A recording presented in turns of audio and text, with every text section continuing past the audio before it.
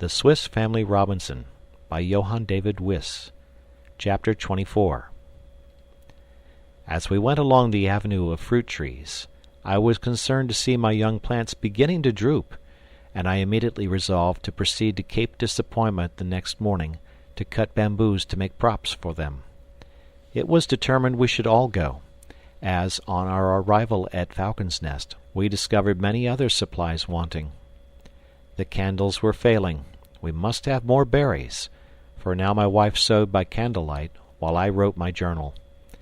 She wanted also some wildfowl's eggs to set under her hens. Jack wanted some guavas, and Francis wished for some sugar canes.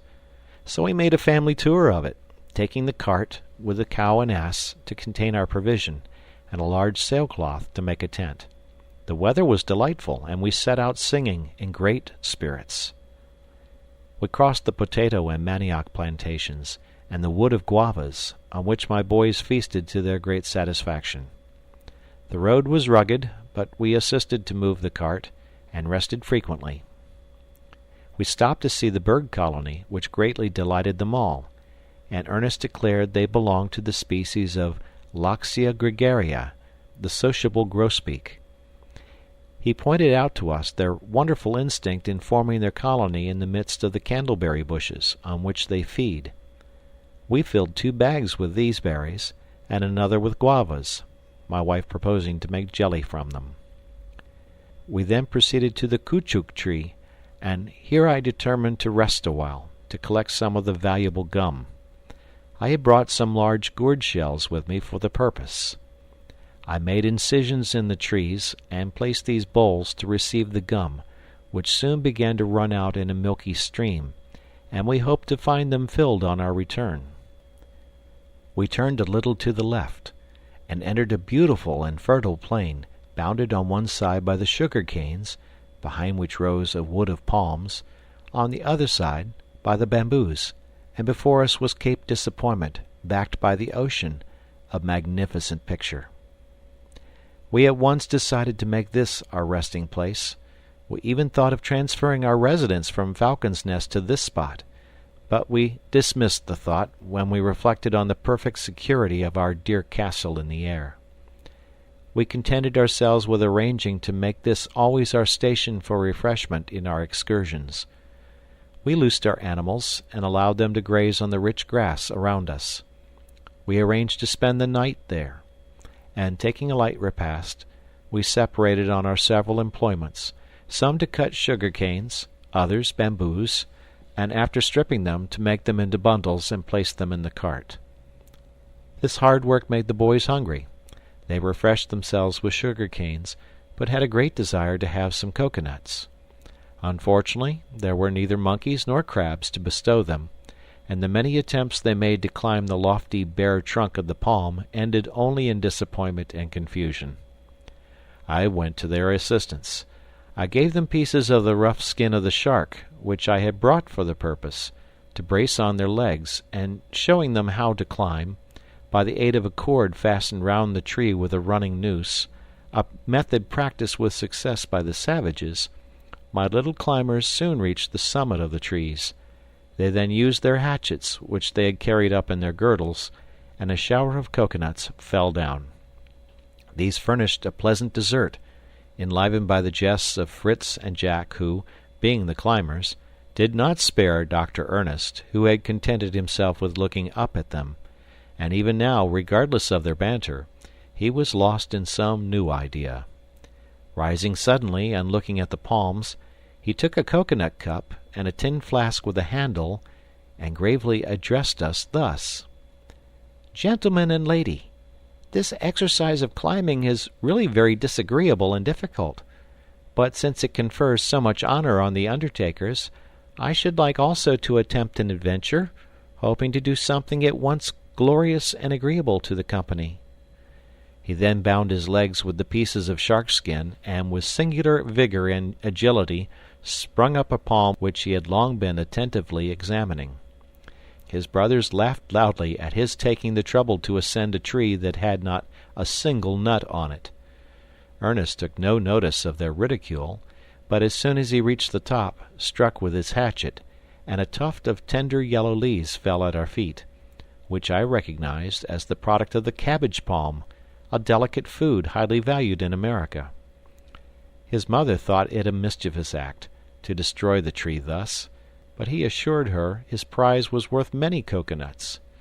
But our hero did not descend, and I asked him if he wanted to replace the cabbage he had cut off. "Wait a little," said he. "I am bringing you some wine to drink my health, but it comes slower than I could wish." He now descended, holding his cocoa cup, into which he poured from the flask a clear rose-colored liquor, and presenting it to me, begged me to drink. It was indeed the true palm wine, which is as pleasant as champagne, and, taken moderately, a great restorative. We all drank, and Ernest was praised and thanked by all, till he forgot all the scoffs he had received. As it was getting late, we set about putting up our tent for the night, when suddenly our ass, who had been quietly grazing near us, began to bray furiously, erected his ears, kicking right and left, and plunging into the bamboos, disappeared. This made us very uneasy. I could not submit to lose the useful animal, and, moreover, I was afraid his agitation announced the approach of some wild beast. The dogs and I sought for any trace of it in vain. I therefore, to guard against any danger, made a large fire before our tent, which I continued to watch till midnight, when, all being still, I crept into the tent, to my bed of moss, and slept undisturbed till morning. In the morning we thanked God for our health and safety, and then began to lament our poor donkey, which I hoped would have been attracted by the light of our fire, and have returned, but we saw nothing of him, and we decided that his services were so indispensable that I should go with one of my sons and the 2 dogs in search of him, and cross the thickets of bamboo. I chose to take Jack with me, to his great satisfaction, for Fritz and Ernest formed a better guard for their mother in a strange place. We set out, well armed, with bags of provisions on our back, and after an hour's fruitless search amongst the canes, we emerged beyond them in an extensive plain on the borders of the great bay. We saw that the ridge of rocks still extended on the right till it nearly reached the shore, when it abruptly terminated in a perpendicular precipice. A considerable river flowed into the bay here, and between the river and the rock was a narrow passage, which at high water would be overflowed. We thought it most likely that our ass had passed by this defile, and I wished to see whether these rocks merely bordered or divided the island. We therefore went forward till we met with a stream, which fell in a cascade from a mass of rocks into the river. We ascended the stream till we found a place shallow enough to cross. Here we saw the shoe marks of our ass, mingled with the footsteps of other animals, and at a distance we saw a herd of animals, but could not distinguish what they were. We ascended a little hill, and through our telescope saw a beautiful and fertile country, breathing peace and repose. To our right rose the majestic chain of rocks that divided the island. On our left, a succession of beautiful green hills spread to the horizon. Woods of palms and various unknown trees were scattered over the scene. The beautiful stream meandered across the valley like a silver ribbon, bordered by rushes and other aquatic plants. There was no trace of the footstep of man. The country had all the purity of its first creation. No living creatures but some beautiful birds and brilliant butterflies appeared. But, at a distance, we saw some specks, which I concluded were the animals we had first seen, and I resolved to go nearer in hopes our ass might have joined them. We made towards the spot, and, to shorten the road, crossed a little wood of bamboos, the stalks of which, as thick as a man's thigh, rose to the height of 30 feet. I suspected this to be the giant reed of America, so useful for the masts of boats and canoes. I promised Jack to allow him to cut some on our return, but at present the ass was my sole care. When we had crossed the wood, we suddenly came face to face on a herd of buffaloes, not numerous certainly, but formidable in appearance. At the sight I was absolutely petrified, and my gun useless. Fortunately the dogs were in the rear, and the animals, lifting their heads and fixing their large eyes on us, seemed more astonished than angry. We were the first men probably they had ever seen. We drew back a little, prepared our arms, and endeavored to retreat, when the dogs arrived, and, notwithstanding our efforts to restrain them, flew at the buffaloes. It was no time now to retreat. The combat was begun. The whole troop uttered the most frightful roars, beat the ground with their feet, and butted with their horns. Our brave dogs were not intimidated, but marched straight upon the enemy, and, falling on a young buffalo that had strayed before the rest, seized it by the ears.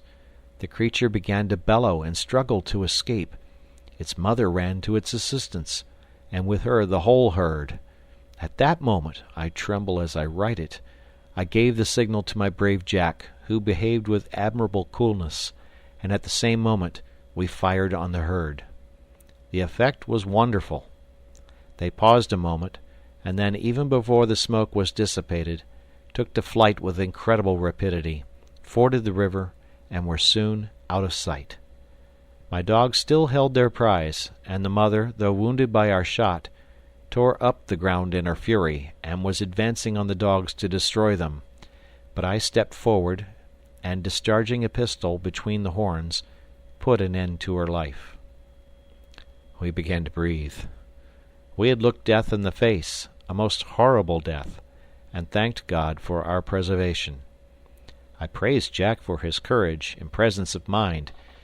Any fear or agitation on his part would have unnerved me, and rendered our fate certain. The dog still held the young calf by the ears. It bellowed incessantly, and I feared they would either be injured or lose their prize. I went up to their assistance. I hardly knew how to act.